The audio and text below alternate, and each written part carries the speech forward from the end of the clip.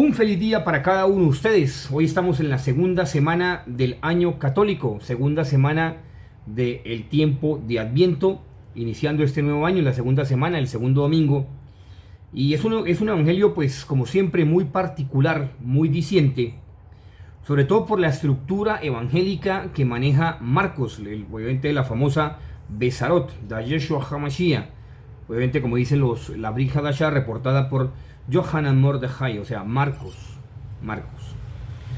¿Qué pasa? Como Marcos fue discípulo directo de San Pedro y fiel precursor de la misión de San Pedro, pues su evangelio se escribe totalmente en griego, sin exceptuar, perdón, con excepción, más bien sería la palabra correcta, con excepción de algunos matices en arameo para las diferentes comunidades romanas, grecorromanas, grecojudías de toda esa región de la península itálica, y que al mismo tiempo pues da datación también hacia Grecia, hacia todo lo que es la parte de Capadocia, todo ese aspecto importantísimo, y sobre todo en especial por la parte también de Galilea, bueno, en fin, un cúmulo de comunidades judeocristianas que estaban sedientas del mensaje de Jesús gracias al testimonio de los apóstoles. Y en este caso, pues, como dicen en la Brit Hadashah y los textos originales que tengo aquí de las grandes dataciones, Yohanan Mordechai, o sea, Marcos. Muy bien. Entonces, me voy a quedar con el versículo 7. 7, transición de la mitad, lo que llama el Lexus de la mitad, porque es importante, porque mirando aquí la Brit Hadashah y el texto original de la Brit Hadashah y el Evangelio de Marcos que está dentro de la Brit Hadashah, que es griego y la parte aramaica que voy a utilizar, entonces de forma conceptual Marcos empieza de esta forma: Kai Kouresen Legon Ergetayai.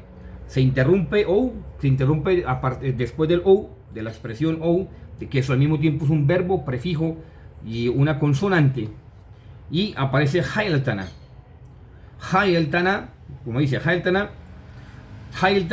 Opizo Mo. O sea, si ve el fragmento como lo utiliza Marcos, o sea, la transición entre el mismo griego que viene, la transición del arameo, y sigue el texto en griego. Me quedo con ese Hailtana que utiliza Marcos, es decir, es como cuando usted pone una bomba de tiempo, para hacerme referir en la parte conceptual gramatical de Marcos. Es como usted colocar una bomba de tiempo y mirar el reloj para esperar que explote. ¿Por qué?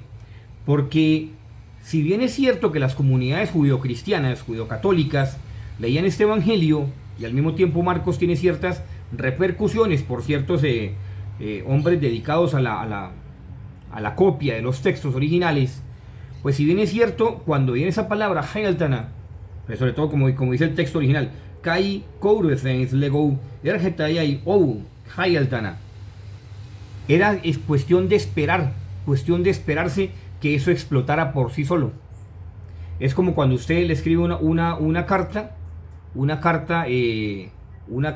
a algún mandatario diciéndole cosas indebidas, faltándole al respeto. Pues ya sabe usted que en poco tiempo eso va a explotar. Por eso, una mala respuesta entre presidentes o entre grandes diplomáticos, pues sabe muy bien que eso va a explotar de alguna otra manera, como una guerra. Bueno, lo mismo pasaba con Marcos, para hacerme entender mejor y saber la dimensión de esta palabra. Porque en el texto traducido al español, haciendo esos matices, como te dice aquí, él proclamaba: ¿quién? Juan el Bautista. Después de mí vendrá alguien que es más poderoso que yo. Y vuelvo y digo, en griego dice obviamente, está este fragmento. Ekuresens, lego ergetayai ou Hailtana. Pues resulta que ese Hailtana, utilizado en la metodología aramaica de Marcos, pues no solamente es poderoso, no solamente alguien más poderoso que yo, no. Por eso era la rabia de algunos también con Juan el Bautista, porque lo creían el Mesías. Pero como él utilizó Marcos, escuchado también, utilizó los relatos, utilizando esa palabra de Hailtana. Hailtana quiere decir el que utiliza mi carne, el que utiliza o el que se parece a mi carne, para que a través de esta carne yo tenga el poder. ¿Sí ve la gran diferencia? O sea, el que utiliza mi misma condición para que a través de mi misma condición yo alcance el poder. Yo alcance el poder. Yo alcance el poder. O sea, que esta carne se vuelva poderosa. O sea, que la carne que yo estoy, digamos, teniendo, que mi carne humana, pues se vuelva carne poderosa. O sea, lo que es el hombre se vuelva poderoso. Se vuelva poderoso. Claro, si uno habla de esta terminología en estos tiempos, ahora imagínese en la época de Juan el Bautista, pues más de uno se regala las vestiduras. Y por eso muchos decían, pero entonces este hombre es el Mesías, porque es poderoso. Y resulta que no está hablando de ese poder, está hablando del poder de la resurrección de la carne de Cristo.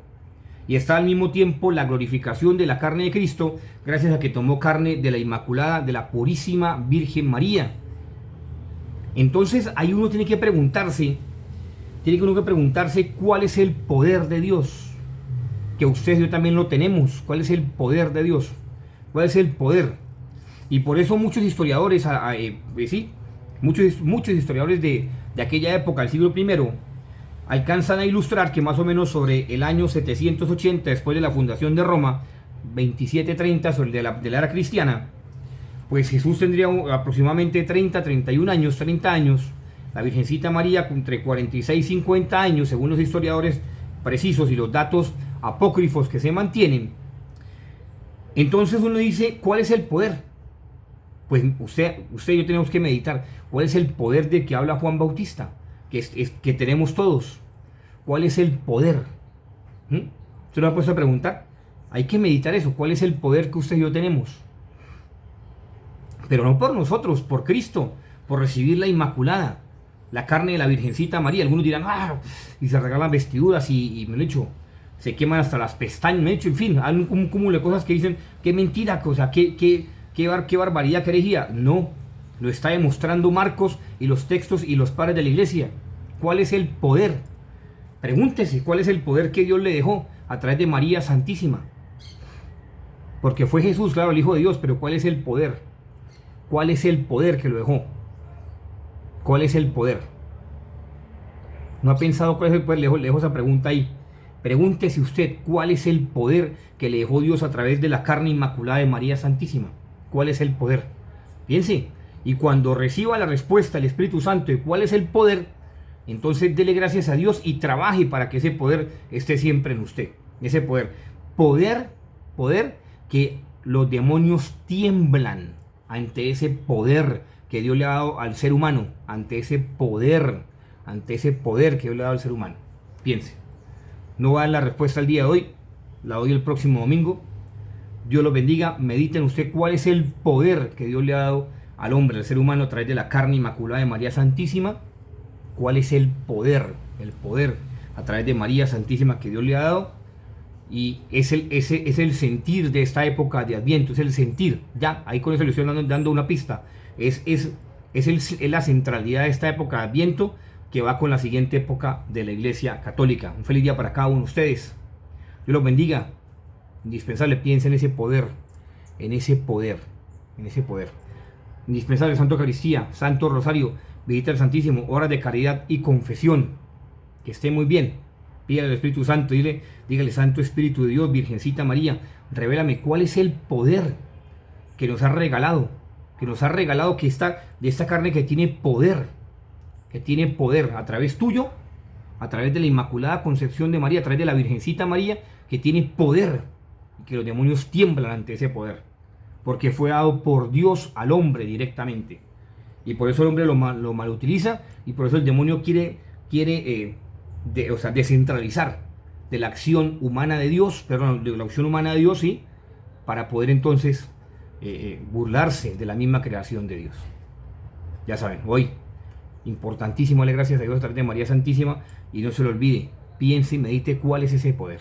Que esté muy bien. Feliz día para cada uno de ustedes.